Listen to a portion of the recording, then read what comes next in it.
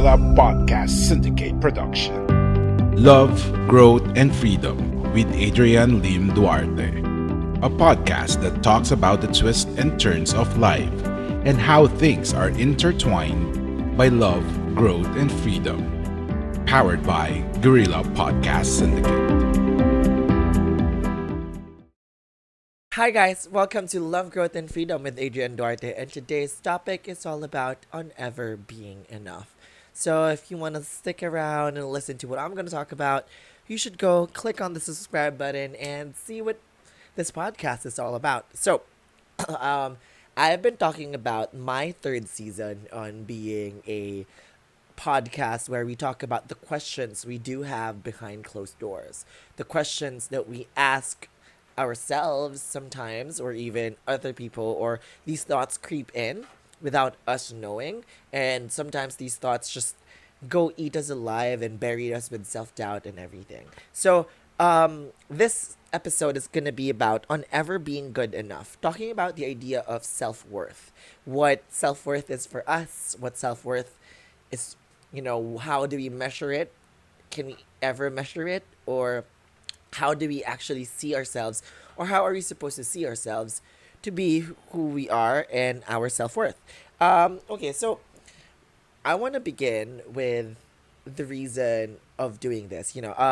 This is a thing that goes on in my head sometimes where I don't really know what to do when I look at social media, see my friends doing well. I mean, I'm not jealous of how they're doing well. It's I become critical of myself and be like, what am I doing wrong? Am I doing enough? Is being just me now ever enough or gonna be enough? And it boils down to that question of, am I ever enough? And I guess if we always listen to that inner critic, we always allow ourselves to just go around and go about that idea that, well, our worth is tied down to how people see us. And if that's one thing that we want to have or see and happen, well, that's not true. Our worth does not, parallelly connect to what we bring to the table.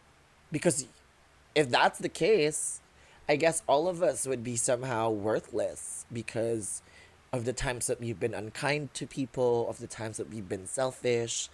If those are the things that count us as who we are, well, that's sad. So self-worth can be based on a lot of things.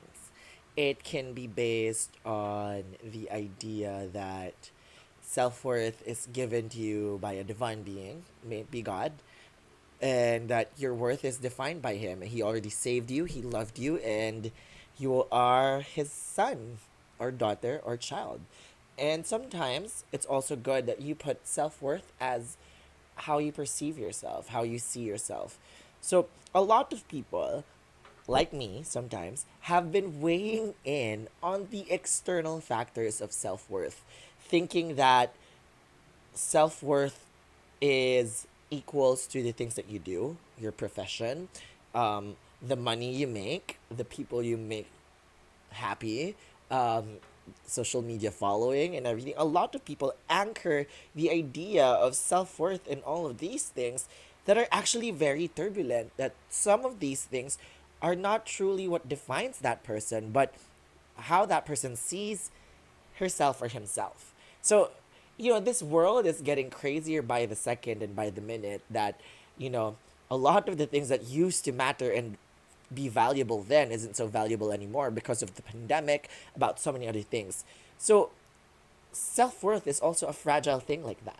You can look at it like an economy or something, but self-worth, if you put it on a very turbulent state where you put and anchor it to things that change rapidly and things that are externally external forces, well, then that's really, really difficult because your self-worth will actually vary, and how you see yourself is going to vary, and it's going to make you feel bad on days and feel good on days.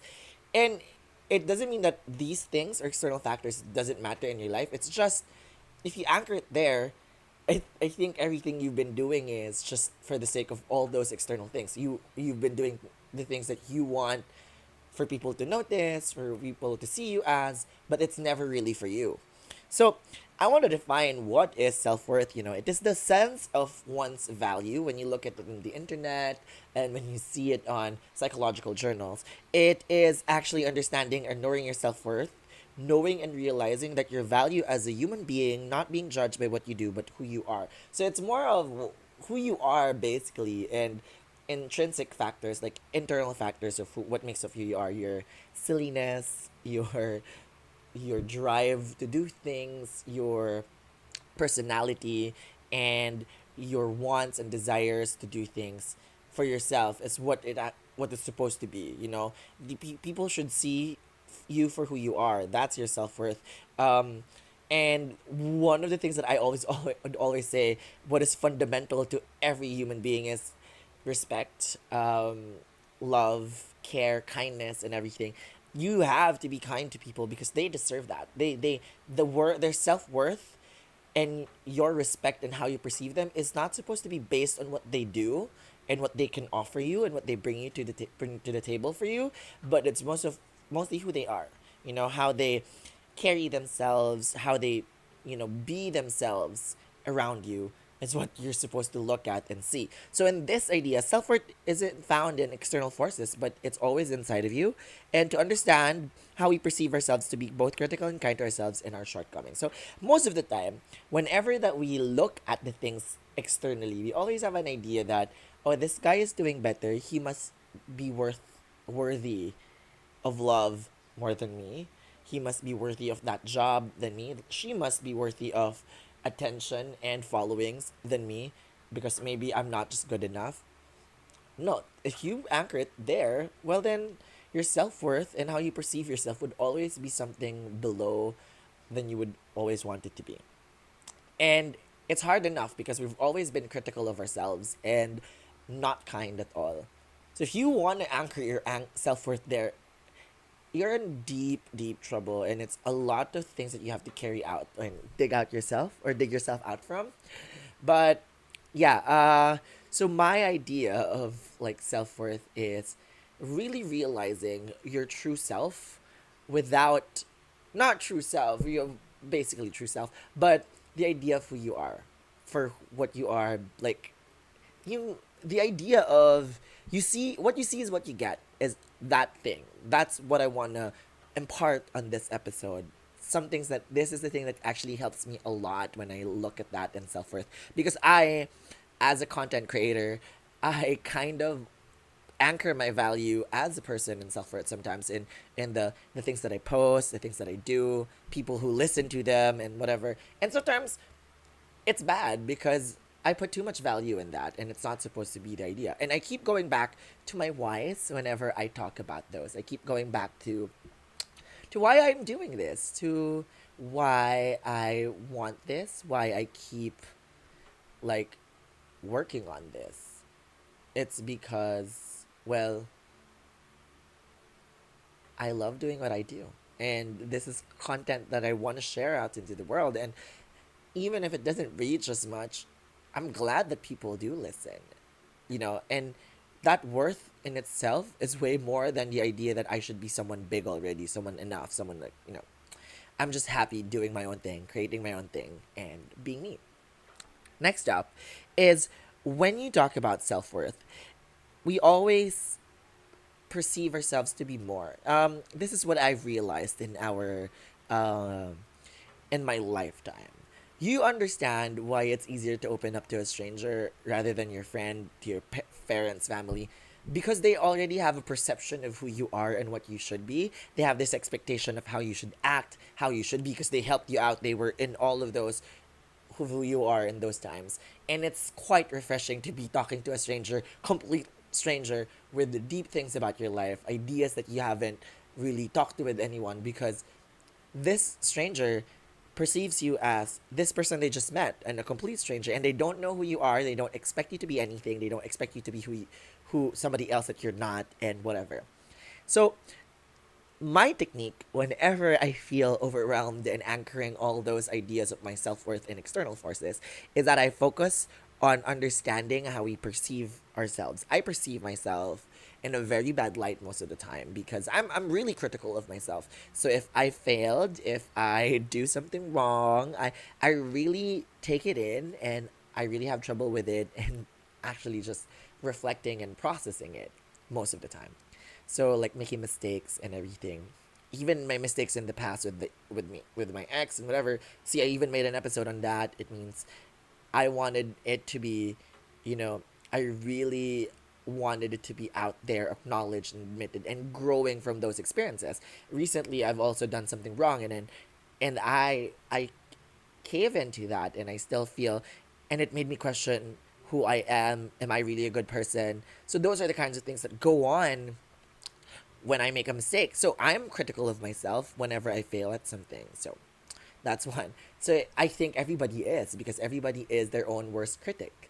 So um so what I do is I look at myself in the mirror or I look at myself in a different light. I try to remove the critical lens of my own mind and just perceive myself as this person. Okay, this person is I am human.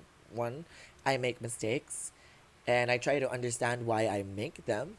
So that makes me okay. I'm not a bad person. I'm not a mean person, not what I think I was, and I look into the intention of what happened there, why I made that mistake. And yeah, and it made me feel so much better about myself rather than pulling me down in the dumps because I made that mistake. But still, it's still at the back of my head, but it does not destroy and it does not cause any more damage within my head and within my space of influence. So yeah, so why do we have to understand and how we perceive ourselves? It's because it gives us a sense of awareness on how we treat people around us based on how we see ourselves. Because the idea here is that when we're mean to ourselves, we are mean to the people around us. We are not naive, we are critical, we are just judgmental. So if you're judging yourself on how you wear this, take note that this is also what you think of other people when you see yourself. So really, it's more of understanding that sometimes people do have their own thing and you have your own thing, and when you have it your own thing and you find it ugly, it doesn't mean it's ugly for everybody else. So it's really just understanding and being aware of how you perceive so many things. So when you perceive yourself in a better light, when you try to look at yourself without all the expectations of who you are, who you're supposed to be, because I know we all have, like, you want to be established by 25, you want to have your own place by 28, you want to have a car by 30, a family by then. And if you can't achieve those, if you anchor your self-worth on all those goals as well, it crashes down when you don't get it. So self-worth is who you are right now. Who are what kind of person are you? Are you kind? Are you mean? Are you whatever? But yeah, that's where you're supposed to anchor yourself in the present of who you are now. And the reason for this is that knowing how we perceive ourselves also gauge how much we could allow ourselves to make mistakes. So I'm not allowing you to make mistakes all the time, but it's just giving yourself that leeway to actually just make mistakes. Don't be too uptight. Don't be so wound up about those things. So yeah, perceiving ourselves is in a better light is one of the things that I could tell you. How you could do that is you could look yourself in the mirror and just say, I may be ugly, but that's fine. I like me. I may I may have a bad voice, but it's fine. I like me. I still sing, even though I have a bad voice, singing voice. I I still do content, even though it's not as big, but it's content, and it's what I like to do. It's what I love to do, and I teach. It's because that's what I love to do.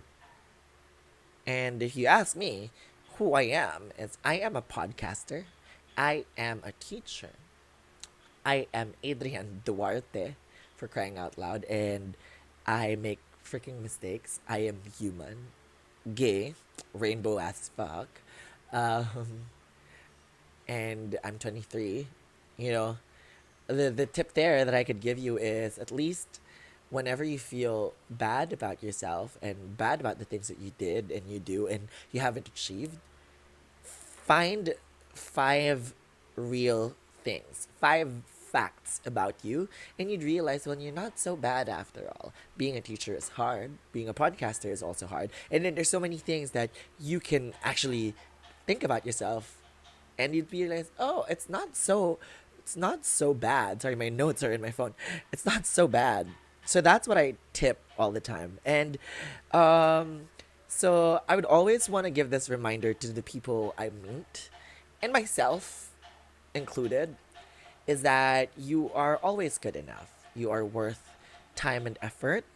You don't go chasing around people who doesn't want you in their lives. And sometimes these people who actually don't make so much of an effort to keep you in is sometimes it's not their fault. Sometimes they have so many things on their plate as well. So we often look or overlook our own good things and deeds because of the things we see that happens to other people. I think each and every one of us has had that moment of comparing one's apple to others' oranges. So I think every time my parents, every time I tell my dad that I feel so upset that my life is on pause right now, and he's be like, well, everybody's life is on pause. You don't really need to rush. You're in a good place. You're teaching kids now and online, and you never really were stuck. So looking at those things, I was just like, yeah, okay, why do I keep comparing my oranges to that dude's apple or whatever? So he always like brings that in my idea or my perception. And then with you knowing that you're enough, know the things that you dislike and like about yourself, so that you can gauge or also see if the things that you dislike about yourself is something that you should change or not, based on how you feel about it and how other people will feel about it and how you want it to be. And all the things that you like about yourself, maybe it be a little twisted or not, sometimes you have to keep your ground on them, because people should like you for what you like and what you don't like and whatever. But of course, if it's in that bound of still being humane and being nice and generally kind to a lot of other people, not being a wicked witch or whatsoever. But yeah. And then know that with all those, you're growing into a person you are meant to be, and there will be a rough road ahead, but know that you are enough. You are worth other people's time and effort, just some of them deserves yours. We are humans. So I think a lot of people forget that a lot of things happen to each and every one of us, and our expectations of other people showing up for us showing up for them, is a whole lot of other things that we can't really force someone to do. But that doesn't mean your worth is lesser than because someone is not willing to give them your time, or some of them were not willing to give their time to you, or that. So know that your self-worth is intact because of who you are. Name 5 things and 5 truths about you, and then you'd realize, well, I am this person. I'm amazing. I'm that bitch. Even when I'm crying crazy. Yeah, I got boy problems. That's the human in me. So how can you recognize your self-worth? So that's a question that we all look at. And I keep telling you about perceiving yourself. But recognizing your self-worth is, again, being more, kinder to yourself. Compassionate is the term. So from The Importance of Self-Worth by psychalive.com, by practicing self-compassion, treating yourself like how you would treat a friend is helpful. Because we treat ourselves as contestants in a show all the time. We judge ourselves based on how we wear things, what we said, and we overanalyze the things we've done, we've said, we've brought into the table. But when we do that to our friend, we are kinder. We think of their experiences out of that bubble, their reasons for that. So why don't you do that to yourself? Treat yourself as a friend. Be a friend to yourself. Be compassionate to yourself. So when this is said, this involves taking on what Dr. Dan Siegel describes as cool, an attitude which means being curious, open, accepting, and loving towards yourself and your experiences rather than being self-critical. Okay, so when we talk about that, we realize that we have to be curious of why these things happen to us, what makes it that, why it makes us react that way, accept and be open that these ideas sometimes are not in a right reason for you, or you don't see it as a right reason for you to act out like this. And then loving is to actually love those things and imperfections about you that only you can love. So the three steps that we could, and Dr. Seigel tells us, is acknowledge and notice your suffering. Don't, this is what I tell other people too, don't minimize or don't discredit and invalidate what you feel just because some people are having it worse. It's okay. It's okay to feel upset with a little thing, and it's okay to be upset with a big thing.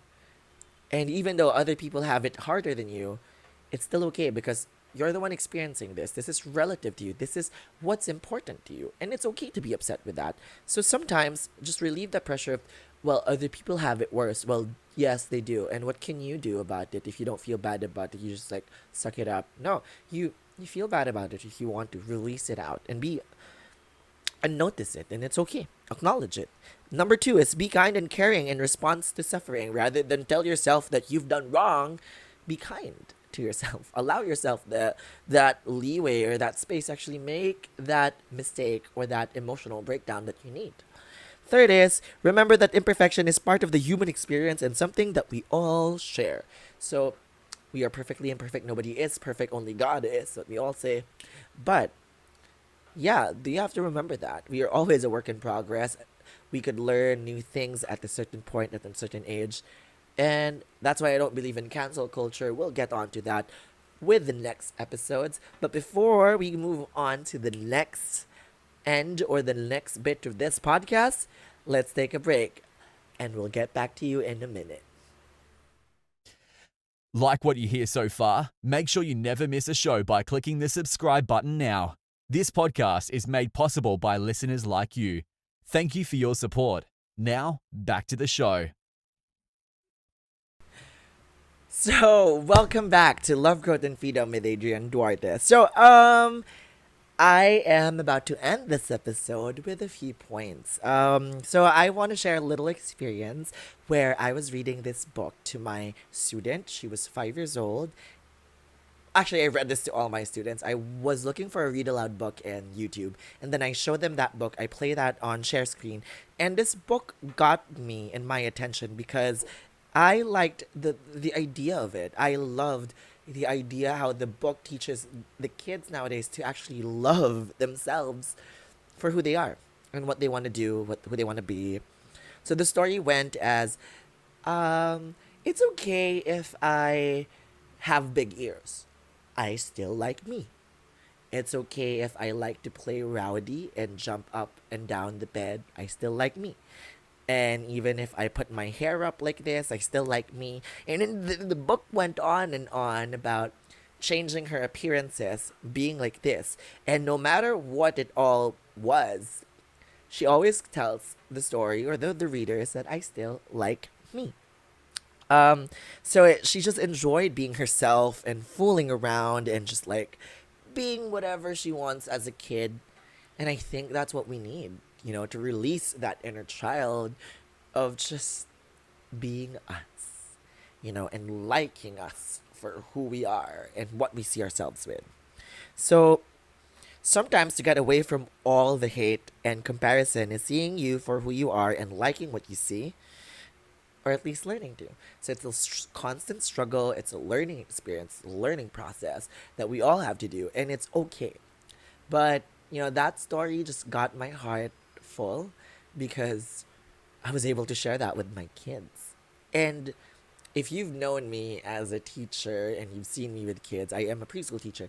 I really like to talk to them about these things. I talk to them about doctors can be women and men all together. Anyone can be who they want to be. Colors, being genderless and everything. And it's just quite beautiful when they accept that and those ideas very well. Especially this one. I was so overwhelmed. Not heartfelt. It was so heartfelt when I was reading the story to my kids and we were processing it at the end of the story. And I was telling them that you should like yourself for who you are and whatsoever. And it's just a beautiful thing that I get to share. So I share it now to you, my listeners, in this podcast. And I want to say thank you for staying with me throughout this whole episode. It was more of again, I'm just glad that it feels more of a conversation now rather than it was a outline presentation of what I want to say. It's just so great that this conversation. I'm just happy. Thanks for listening to my podcast, lovies. This is me, Adrian Duarte of Love, Growth, and Freedom, signing off. If you enjoyed this episode, be sure to subscribe so you're notified when a new episode is posted in Apple Podcasts, Google Podcasts, Spotify, Stitcher, or via RSS. While you're at it, if you found value in this show, rate and review this podcast and share it with your friends. If you have any questions, feel free to reach out to us. And if you want to know more, check out www.guerrillapodcast.com.au or guerrillapodcast.com.ph. A Guerrilla Podcast Syndicate production.